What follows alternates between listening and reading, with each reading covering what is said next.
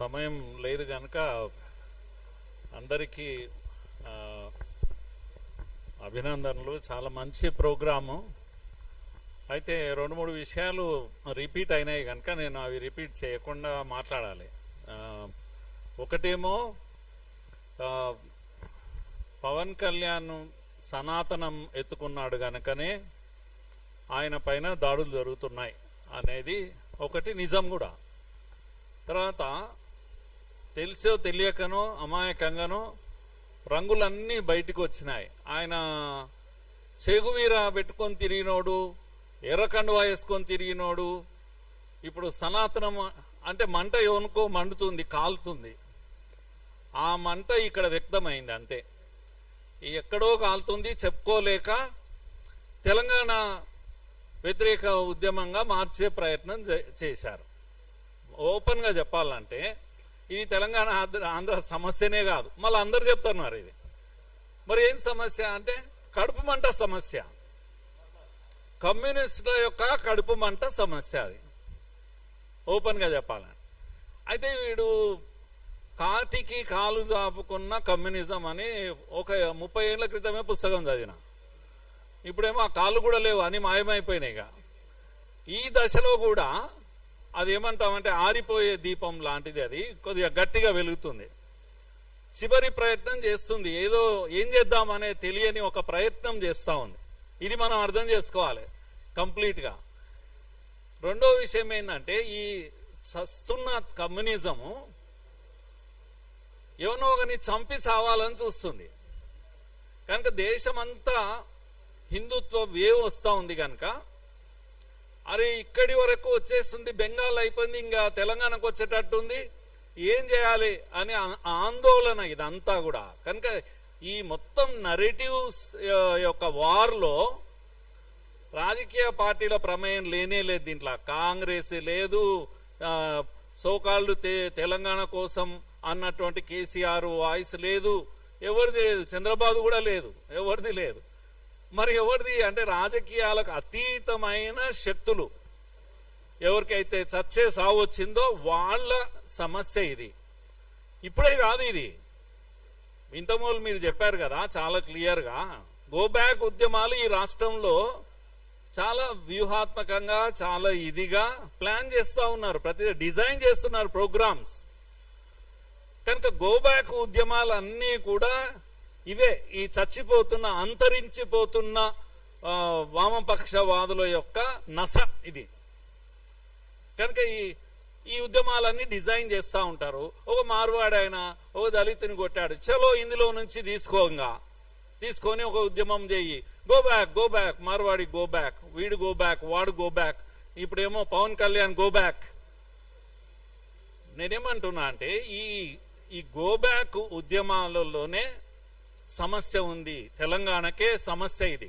తెలంగాణ వాదులందరూ, తెలంగాణ ప్రజలందరూ కూడా అలర్ట్ కావాల్సిన సమయం ఇది. ఏ పార్టీకి ఓటేసినా సరే, కానీ ఈ గో బ్యాక్ ఉద్యమాల బలం పెరగకూడదు, గొంతు నలిపేయాలి, బూటు కాలతో గొంతు నలిపేయాలి గో బ్యాక్ ఉద్యమాల యొక్క గొంతు. ఇది తెలంగాణ ఆంధ్ర సమస్య గానే కాదు అసలు. ఎందుకంటే మనం అంటే తెలంగాణ వాళ్ళం, హైదరాబాద్ ఇస్ము, మనకు ఒక చరిత్ర ఉంది. మిత్రుడు చెప్పాడు కదా ఇంత మొదలు, అంబేద్కర్ మహాశయుడు ఎందుకు హైదరాబాద్ నే చూజ్ చేసుకున్నారు, ఎందుకు సెకండ్ క్యాపిటల్ గా ఆయన చూజ్ చేసుకున్నారు, మళ్ళీ అది కూడా వివాదం చేస్తున్నారు ఇప్పుడు.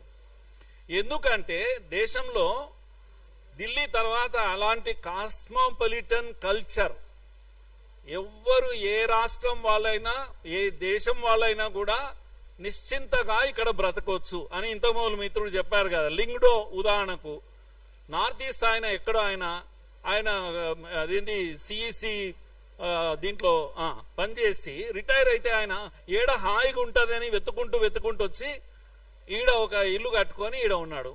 ఎందుకు? ఈడ హాయిగా ఉంటుంది, ఏ ప్రమాదం ఉండదు, గొడవలు ఉండవు, వాతావరణం కూడా బాగుంటుంది. ఇక్కడ అందరూ వస్తారు. అందరు వస్తే మంచిదా చెడ్డదా అది నేను అడుగుతున్నా. అందరు వచ్చి అందరు ఈడ బతుకుతుంటే అది మంచిదా చెడ్డదా? అందుకే బెంగాల్లో ఇప్పుడు మీరు చూస్తున్నారు ఏమైతుంది. బెంగాల్లో ప్రజాస్వామ్యం గురించి మాట్లాడే వాళ్ళ గురించి నేను చెప్తున్నా.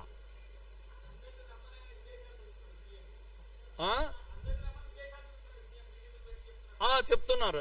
జ్యోతి బస్ తర్వాత ఎవరైనా మీరు బుద్ధదేవ్ ఇచ్చిన ఎలక్షన్ మేనిఫెస్టోలో ఏమన్నాడంటే, పరిశ్రమలు అన్ని కూడా ఇక్కడికి రాండి, మీకు మేము సెక్యూరిటీ ఇస్తాం, మా కార్మిక సంఘాల యాక్టివిటీని మూత పెడతామని చెప్పిండు. బెంగాల్లో ఈ అన్ని ఇండస్ట్రీస్ పరిగెత్తి వాపస్ వెళ్ళిపోతుంటే జ్యోతి బస్సు పాలనలో 20-25 ఏళ్ల తర్వాత సిపిఎం తీసుకున్న నిర్ణయం ఏంటంటే, అందరూ రాండి, మేము రక్షణ ఇస్తాం. ఎవరి నుంచి రక్షణ ఇస్తారు? తమ క్యాడర్ నుంచి. సిపిఎం క్యాడర్ కార్మిక సంఘాల నుంచి రక్షణ ఇస్తాం, కార్మిక సంఘాల పని ఆపేస్తాం. ఇది సిపిఎం చేసినటువంటి ఇది. ఇప్పుడు అదే సమస్య ఇక్కడ కూడా తేవాలని చూస్తున్నాయి శక్తులన్నీ కూడా. టాటా గురించి బుద్ధదేవ్ భట్టాచార్య టాటాను తెచ్చుకుంటే మమతా బెనర్జీ దాని మీదనే కదా గొడవ చేసింది, వాపస్ వెళ్ళిపోయింది గుజరాత్కు. ఇప్పుడు ఈ గో బ్యాక్ ఉద్యమాలతో ఆ ప్రమాదం హైదరాబాద్కు వస్తుంది. మరో తెలంగాణ ఉద్యమం దీనిపైన చేయాలి మనం. ఏది? గో బ్యాక్ ఉద్యమాల పైన మనం. హైదరాబాద్కు సరోజిని నాయుడు వచ్చింది, ఇక్కడికి ఆడబిడ్డలాగా ఇక్కడ బ్రతికింది, ఇక్కడనే పెళ్లి చేసుకున్నది, ప్రేమ పెళ్లి. రాజగోపాలాచారి ఆయన పేరు, నిజాం కాలేజీలో పనిచేస్తున్న ప్రొఫెసర్ను పెళ్లి చేసుకున్నది. గొప్ప రచయిత, గాన కోకిల కదా. అలాంటి ఒక గొప్ప రచయిత తన ఆస్తిలంతా మన హైదరాబాద్కి ఇచ్చి గోల్డెన్ థ్రెషోల్డ్ అని చెప్పేసి సెంట్రల్ యూనివర్సిటీకి ఇచ్చిపోయింది. ఇప్పుడు మన పిల్లలు చదువుకుంటున్నారు హైదరాబాద్ సెంట్రల్ యూనివర్సిటీకి. హైదరాబాద్ అందాల గురించి నేను ఆమె చదివిన కనుక చెప్తున్నా. ఈ మూసి అందాలు ఎంత బాగుండేవో ఆ రోజుల్లో ఆమె వర్ణిస్తుంది. మనం మూర్చొచ్చి పడిపోతాం, మూసి ఇంత అందంగా ఉండేదా అని. ఎవరు ఇది? వీళ్ళంతా తెలంగాణ వాళ్ళు కాదు.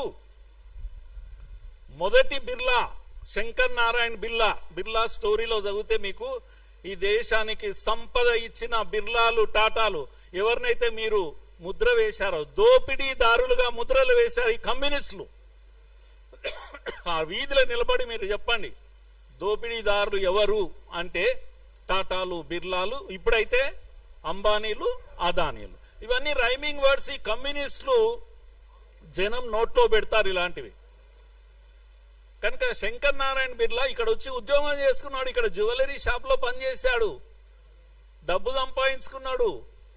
తిరిగి తన ఊరికి వెళ్ళి అక్కడ ఒక ఇంజనీరింగ్ కాలేజ్ పెట్టిండు. దాన్నే మనము బిట్స్ పిలాని అంటాం ఇప్పుడు. అక్కడి నుంచి వచ్చి బాంబేలో బాగా డబ్బు సంపాదించాడు. మాంచెస్టర్ కు కాటన్ పంపి కోటీశ్వరుడు అయిపోయాడు. కనుక ఈ డబ్బులని తీసుకుపోయి ఏం చేశాడు? ఇక్కడ హైదరాబాద్ వచ్చి హైదరాబాద్ కు రుణపడి ఉండాలని ఇక్కడ బిర్లా ఇదేంటి బిట్స్ పిలాని కట్టాడు, ఇక్కడ బిట్స్ కట్టాడు. ఇక్కడ మళ్ళీ దేశంలో ఎక్కడ కట్టలేదు. బిర్లా టెంపుల్ కట్టాడు. అరే ఇటువంటి స్టోరీస్ ఎంత చెప్పాలి చెప్పండి?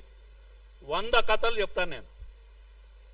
ఈ రాష్ట్రము, ఈ హైదరాబాదు ఈ రోజు కాదు నిర్మాణం అయింది, 100 ఏళ్లుగా నిర్మాణం అవుతూ ఉంది. దీంట్లో అందరి భాగస్వామ్యం ఉంది. ఎవరు అందరంటే బయటి వాళ్ళ భాగస్వామ్యం ఉంది. కనుక ఈ హైదరాబాద్ కల్చర్ను దెబ్బతీస్తామంటే ఊరుకునే లేదు. ఈ గోబ్యాక్ గాళ్లకు నేను చెప్తున్నాను, ఈ గోబ్యాక్ గాళ్ళు అందరూ ఎవరంటే ఉస్సూళ్ళ రాయలు, వీళ్ళు లంపెన్ ఎలిమెంట్స్. నాకు నాగేశ్వరరావు గారి మీద కోపం లేదు, అలా అని గౌరవం కూడా లేదు నాకు. చాలా మంది ఆయనకు లేని టైటిల్స్ అన్ని ఇస్తున్నారు. కుట్రలు కుతంత్రాలతో నిత్యము విషం ప్రజలకు నింపే ప్రొఫెసర్ ఆయన. నిజాయితీ ప్రొఫెసర్ కానే కాదు.